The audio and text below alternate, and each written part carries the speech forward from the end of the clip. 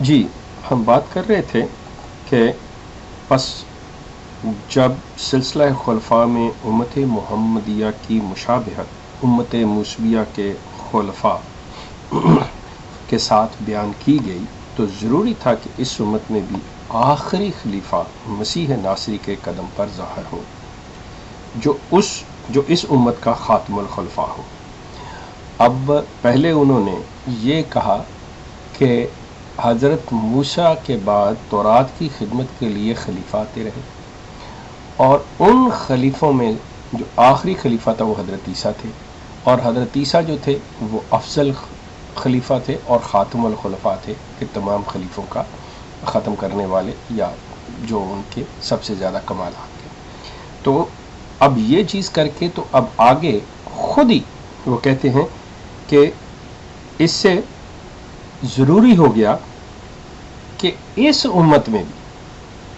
آخری خلیفہ مسیح ناصری کے قدم پہ، کہ مسیح ناصری کے حضرت عیسیٰ ہی کے قدم پر، کہ حضرت صلی اللہ علیہ وسلم کی امت میں بھی ایسا ہی خاتم الخلفاء ہو۔ تو اس کے لیے کیا کہتے ہیں کہ پس ثابت ہوا کہ آیت استخلاف میں سورہ نور کی جو آیت ہے وعد الذین آمنوا، اس کے تحت کہ سورہ آیت استخلاف میں جہاں مسلمانوں میں عام خلفاء کا وعدہ ہے، وہاں خاص طور پر ایک عظیم الشان خلیفہ کا بھی وعدہ ہے جو حضرت مسیح ناصری کا مثیل ہوگا اور مسیح محمدی کہلائے گا۔ اب آپ اندازہ کیجئے کہ بڑی ایک عجیب سی مثال ہے، پنجابی میں بعض بڑی خوبصورت سی مثالیں ہیں، اور وہ کچھ اس طرح سے ہے۔ کہتے ہیں کہ ایک گھر میں شادی تھی، وہ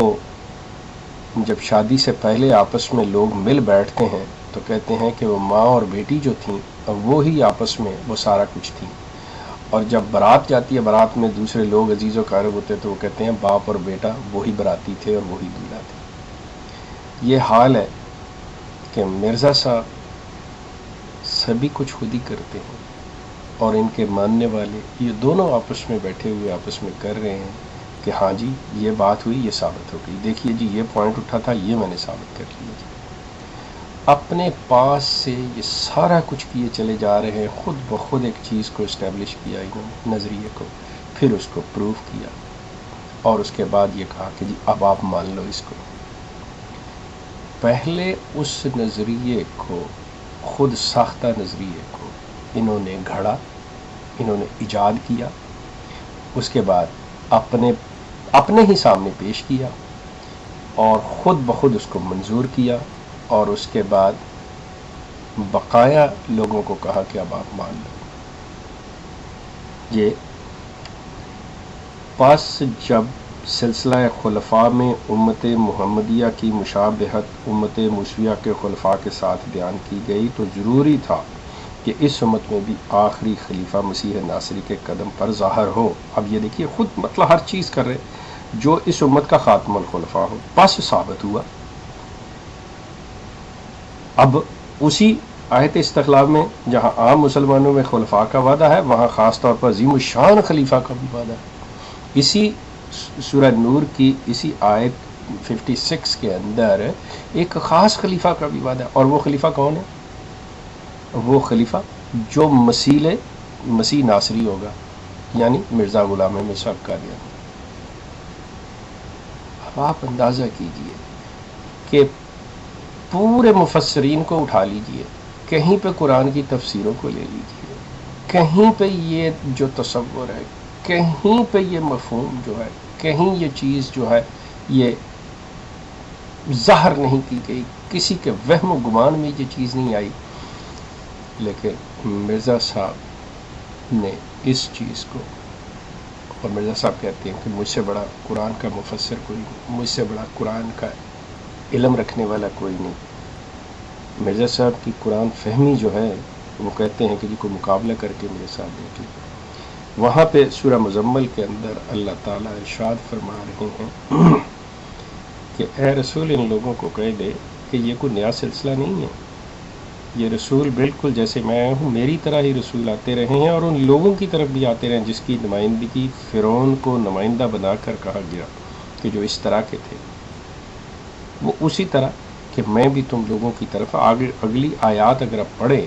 تو آپ کو اس سے بالکل صاف پتہ چل جائے گا کہ کیا کہا جا رہا اور کیا کیا نہیں کہا جا رہا۔ لیکن مرزا صاحب نے کہا جی نہیں، اس آیت میں حضرت صلی اللہ علیہ وسلم کو حضرت موسیٰ کا مثیل قرار دیا جا رہا ہے۔ اب حضرت اگر موسیٰ کے حضرت مثیل ہوں تو معاذ اللہ آپ یہ کر رہے ہیں، آپ یہ کہہ رہے ہیں کہ حضرت موسیٰ افضل تھے، اور حضرت صلی اللہ علیہ وسلم کو حضرت موسیٰ کی طرح حضرت موسیٰ کا مثیل کہ ان جیسے بن جاؤ۔ آپ خود سوچئے، مرزا صاحب خود کہیں کہ مجھے تمام انبیاء کے نام دیے گئے، مرزا صاحب کہیں کہ میرا تخت سب سے اونچا بچھایا گیا، مرزا صاحب کہیں کہ اللہ مجھے کہتا ہے کہ میرا نام پورا ہو نہ ہو تیرا نام پورا ہو جائے گا۔ آپ اندازہ کیجئے کہ مرزا صاحب اپنی ذات کے لیے، اپنے آپ کو بنانے کے لیے مثیل کا لفظ کہاں سے یہ ایک چیز ایک تصور لے کے آ رہی ہے، کہاں سے یہ نئے نئے تصور ایجاد کرتے ہیں کہ اس سورہ مزمل کی آیت کے تحت کہ حضرت موسیٰ کے مثیل ہیں حضرت صلی اللہ علیہ وسلم، کہ یہ آیت جو ہے یہ حضرت کو مثیل موسیٰ قرار دیتی ہے۔ اور جس طرح حضرت عیسیٰ علیہ السلام حضرت موسیٰ کے مسیح ہیں، اسی طرح حضرت کے بھی ایک مسیح ہونے چاہیے، اور وہ میں ہوں۔ میں بات ختم کرنے سے پہلے دوبارہ آپ کو پڑھ دیتا ہوں کہ سورہ مزمل کی آیت نمبر 16، یعنی اے لوگو ہم نے اسی طریق پر اور اسی رنگ میں تمہاری طرف رسول بھیجا ہے جس طرح کہ موسیٰ کو فرعون کی طرف بھیجا تھا۔ کہتے ہیں گویا اللہ تعالیٰ نے اس آیت میں حضرت صلی اللہ علیہ وسلم کو مثیل موسیٰ قرار دیا، پس معلوم ہوا کہ سورہ نور کی آیت استخلاف میں من قبلہم سے مراد امت موسوی سے، اب ہم امت موسوی کے خلفاء کی طرف نظر ڈالتے ہیں تو دیکھتے ہیں کہ ان میں حضرت موسیٰ کے بعد کثرت کے ساتھ خلفاء قائم کیے گئے جو تورات کی خدمت کے لیے آتے تھے، اور بالآخر حضرت موسیٰ سے 1300-1400 سال بعد حضرت عیسیٰ آئے جو حضرت موسیٰ کے خلفاء میں سب سے افضل تھے اور امت موسویہ کے خاتم الخلفاء تھے۔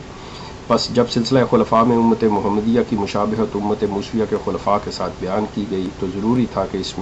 اس امت میں بھی آخری خلیفہ مسیح ناصری کے قدم پر ظاہر ہو جو اس امت کا خاتم الخلفاء ہو۔ بس ثابت ہوا کہ یہ آیت استخلاف میں جہاں مسلمانوں میں عام خلفاء کا وعدہ ہے، وہاں خاص طور پر ایک عظیم الشان خلیفہ کا بھی وعدہ ہے جو حضرت مسیح ناصری کا مثیل ہوگا اور مسیح محمدی کہلائے گا، اور اسی زمانہ کے قریب ظاہر ہوگا جس طرح حضرت موسیٰ کے بعد موسوی مسیح ظاہر ہوا۔ اب آپ اس سے خود اندازہ کر لیجئے، دیکھ لیجئے اس سے کہ یہ کیا کیا تصور کہاں سے جوڑتے ہیں، کہاں توڑتے ہیں، کہاں سے لاتے ہیں، کہاں ملاتے ہیں، یہ ان کا طریقہ کار، اور کیا کیا تصور یہ پیش کرتے ہیں۔ صرف یہ کہ مرزا صاحب کو یہ ثابت کرتے ہیں کہ مرزا صاحب خاتم الخلفاء بھی کہلاتے ہیں، مرزا صاحب مسیح محمدی بھی کہلاتے ہیں۔ تو یہ ان کا سلسلہ، یہ جیسا کہ میں نے عرض کی تھی کہ ہماری کوشش ہوگی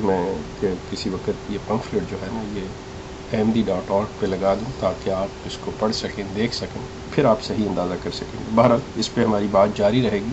اس پمفلٹ کے چھوٹے چھوٹے حصوں کے اوپر ہم بات کرتے رہیں گے۔ آپ کا بہت شکریہ، اور ہمارا یہ سلسلہ جو ہے یہ ایسے ہی چلتا رہے۔ آپ کا شکریہ۔